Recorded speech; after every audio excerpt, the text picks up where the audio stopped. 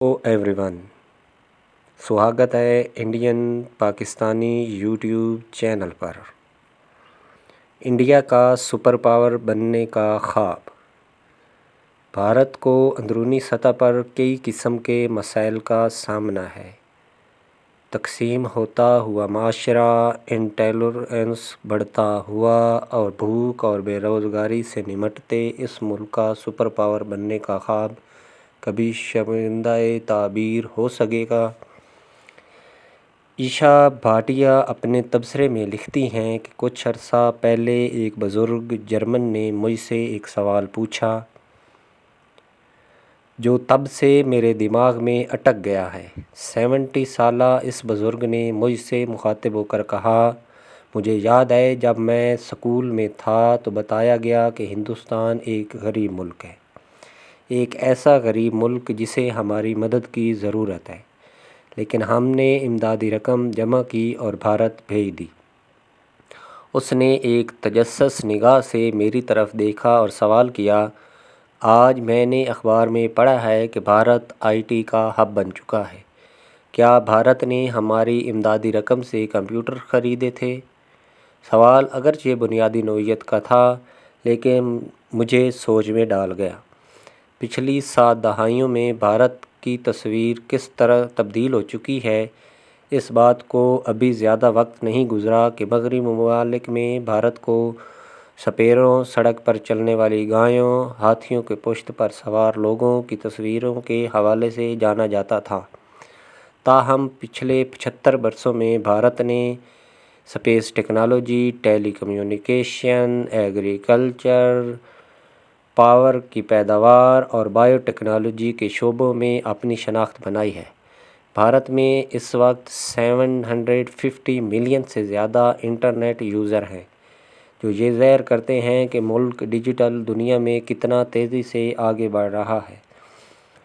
वो दौर अब किस्सा पारीना हो चुके जब सकाफ़ती तौर पर गुर्बत और मायूसी को रोमानवी अंदाज में पेश किया जाता था। आज भारत एक काबिल तजदीद तवानाई पर काम करने वाला दुनिया का सबसे बड़ा मुल्क बनने जा रहा है। आलमी सुपर पावर बनने के अपने मकसद के लिए भारत दुनिया के साथ तिजारती ताल्लुकात बढ़ा रहा है। ऑस्ट्रेलिया के साबिक वज़ीर आज़म टोनी एबट ने हाल ही में लिखा, भारत एक डेमोक्रेटिक सुपर पावर के तौर पर उभरा है। उन्होंने ये भी लिखा कि भारत वो अपनी क़यादत फराहम करने की सलाहियत रखता है जिसकी दुनिया को ज़रूरत है। इससे इनकार नहीं किया जा सकता कि इंटरनेशनल वर्ल्ड आज भारत की जानिब से बहुत पुरुमीद है। यूक्रेन में रूसी जारहियत और बढ़ती हुई तवक्कुआत का अहम मुहर्रिक है। भारत आलमी सतह पर एक अहम खिलाड़ी के तौर पर उभर रहा है।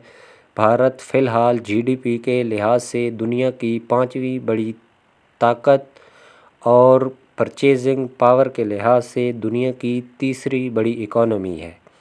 भारत ने 75 साला दौर में बहुत कुछ ग्रो किया है, बहुत कुछ अचीव किया है, लेकिन सुपर पावर बनने का ख्वाब अभी भी बहुत दूर है। 1947 में इंडिया की पर कैपिटा इनकम $3 से भी कम थी, जो कि 2022 में बढ़कर $1980 पर कैपिटा पर पहुंच चुकी है। इंडिया की बहुत बड़ी मिलिट्री फोर्स है, फायर पावर के लिहाज से 4th बड़ी मिलिट्री पावर है और मैन पावर के लिहाज से 2nd लार्जेस्ट मिलिट्री फोर्स है। इंडिया स्पेस के मैदान में भी बहुत पहले कदम रख चुका था और बहुत सारी अचीवमेंट भी कर चुका है। बहुत सारी सैटेलाइट्स स्पेस में भेज चुका है और मार्स पर पहुंचने के करीब है।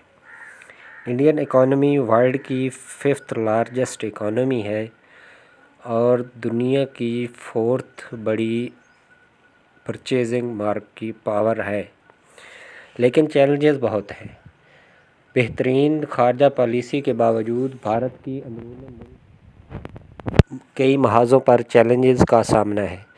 भारतीय हुकूमत का दावा है कि मुल्की मईशत 2025 तक $5 ट्रिलियन की मजबूत तरीन सतह पर पहुँच जाएगी।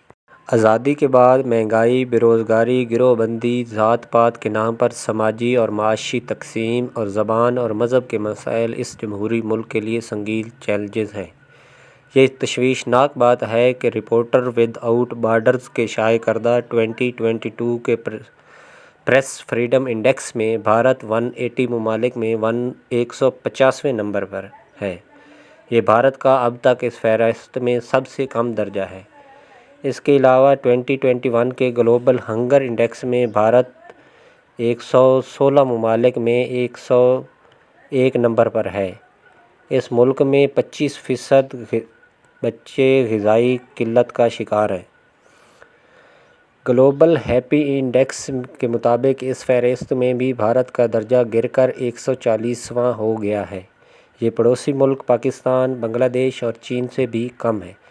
ملک بھر میں اور بے اطمینانی تیزی سے پھیل رہی ہے۔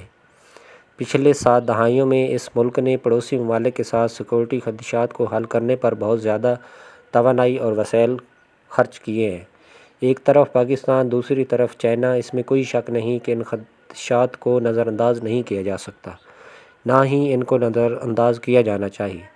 بہرحال بھارت کے لیے یہ انتہائی اہم ہے کہ وہ اپنے اندرونی مسائل کے حل کے لیے اپنی توانائیاں خرچ کرے۔ اس جمہوری ملک کی نصف سے زائد آبادی 25 سال سے کم عمر ہے۔ ملک کو نوجوان نسل کی تعلیم اور روزگار کے مواقع کو یقینی بنانا ہوگا۔